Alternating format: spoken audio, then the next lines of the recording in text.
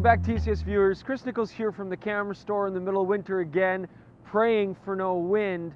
But we're out here for a good reason. You know, the reason is, it occurs to me that on over 150 videos, we have never actually reviewed a mid-level Nikon DSLR. So we passed by the D5000, the 5100, the 5200, the 5300. We're not going to do it today. Today we're going to focus on the brand new Nikon D5500.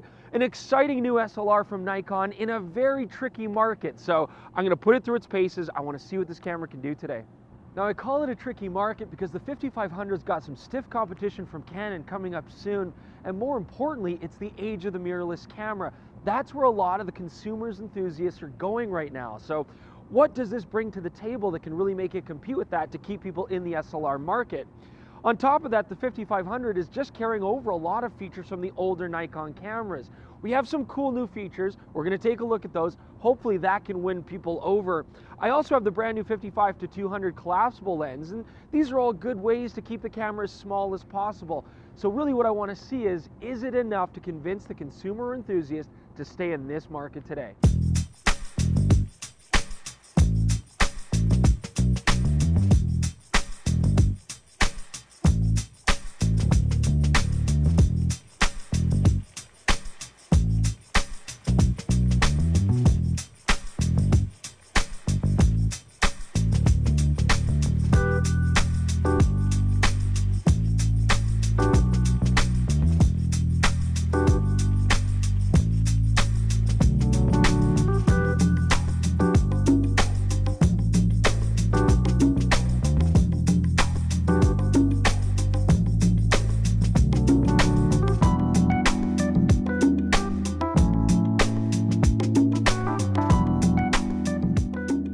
One of the most enjoyable things about the D5500 is actually this grip and size. They really made the camera much smaller, but this grip is way deeper and it fits my hand perfectly.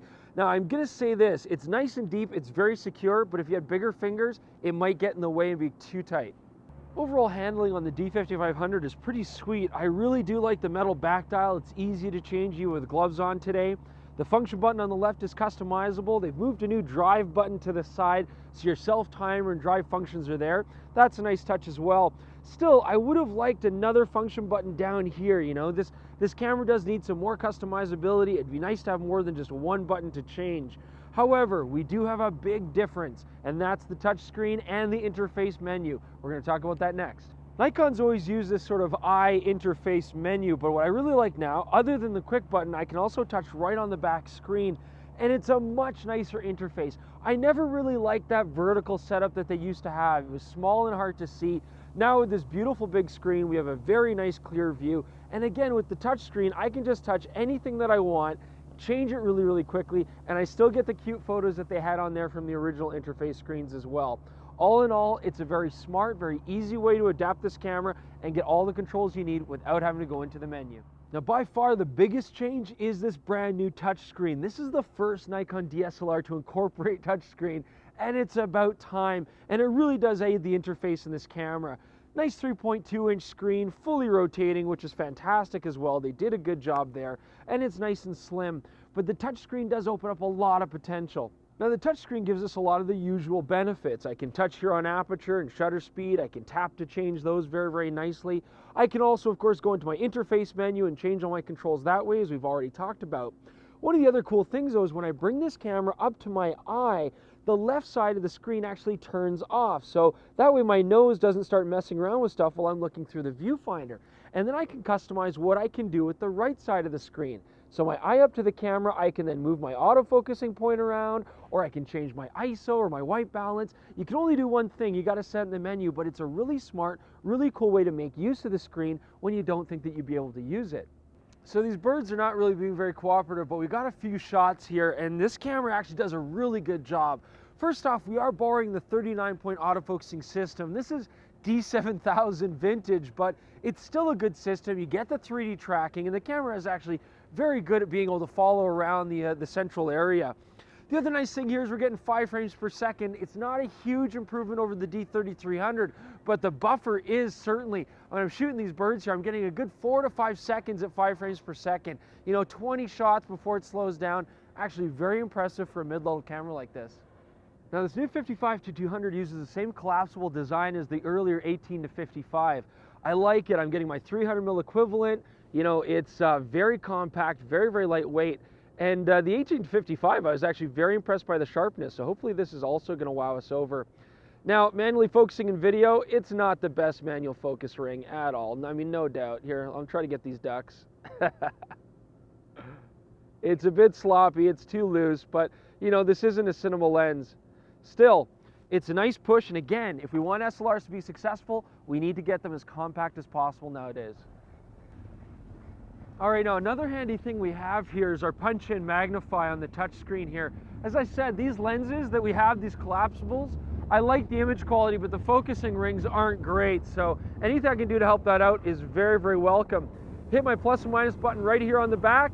I can touch the screen to where I want it to be centered, and then just manually focus and get my shot.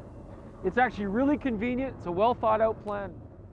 All right, so not only do we find a nice place to hide a body, but we also have a really nice place to do some video. And the 5500 is actually really trying to kick into the new video era here. We got the flat profiles, we have the touch screen, it gives us a lot of great capabilities. 1080p, we can do 24, 30, or 60 frames per second. You know, I'm around here, I'm shooting a bit of slow-mo and shooting a bit of video and really liking the results. The Nikons do give us very good sharp detail. You know, I don't know, there's no reason to really have to go to a Canon anymore to get video on an SLR. You know, got some good stuff like the touch screen. I do like the interface, really nice to change aperture and shutter speed. And we can also tell the camera where we want it to focus with a touch of our finger. Sounds great, but the problem is the autofocus is still quite jittery. It bubbles in the screen, it stops and starts. It's not like the Canons, unfortunately.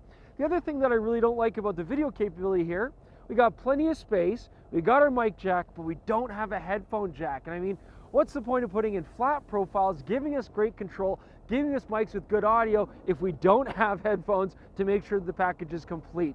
So we're not quite there 100%, but at least Nikon's making good efforts. One of the nice new features that they did add on the Nikon D5500 when it comes to video is the flat profile. And of course, this is great because it protects my highlights. It gives me a lot of control over saturation and contrast, something borrowed from the D810 and the D750. So that's a welcome change. I mean, I've got all my standard frame rates. I can do 60p at 1080. That's a nice advantage over this new Rebel T6S that's going to come out. Overall, too, the focusing in live view, it's quick. It's very snappy, but it is still doing this stepped kind of movement. So it's not going to be good for doing filming and autofocusing during rolling, but in between your shots to get focus, it's perfectly handy. Now we've kept a very important part from the other Nikon bodies like the 3300, the 5300. That's the 24 megapixel sensor with no low pass filter for great sharp results. When it comes to low light performance, we've actually seen that the 5500 has slight improvements at high ISO. Check it out here, it's a nice improvement to have. Overall, this camera is also going to keep things like the Wi-Fi package, which a lot of people love to use. You know what they got rid of? The GPS, because not a lot of people like to use that. The plus side of getting rid of the GPS, though, is better battery life. It's freezing cold. I've been shooting out here all day long. It's still the original battery. In fact, I only brought one, but I still have no ticks off of my indicator. Very impressive battery life for these kind of conditions. Okay, here's a Canadian winter survival tip for all you guys out there. When your fingers and toes really hurt because of the cold, you're okay, but when they stop hurting, that's when you need to worry. So I think it's time to go home and wrap it up because I don't feel anything in my toes or my fingers or my ears. But despite the pain and the freezing cold, we actually had a really good time with the D5500. I enjoyed shooting in Calgary's industrial complex, and this camera did bring some interesting things to the table. Now, as I said at the top of the show, the D5500 has a lot to prove. It's a competitive market. But if you want to stick with an SLR, you could do a lot worse than this camera. I mean, it handles great. I love the new interface, the new design, and the touchscreen is a really welcome change. Better video capabilities doesn't hurt, and otherwise, although the camera hasn't revolutionized the image quality part, it is still a very proven platform. We get decent autofocusing and great image quality. Now, the new Canon Rebel T6S coming out, this is going to, up the game on the megapixel count. We're going to have some competition now. But I still think that handling overall, this is going to be a great way to go. I don't see how you could really improve on this. So here's the question, though. The Nikon D5500 is solidly aimed at the enthusiast photographer, people having new families, people who want to start getting their game in photography up to a new level, and it does a great job at that. And if you love the SLR platform, you're going to like this camera. It's very, very positive. But what about mirrorless cameras like the Sony a6000, which are dominating this market? Those cameras shoot twice as many pictures per second, focus during video, are way smaller and lighter.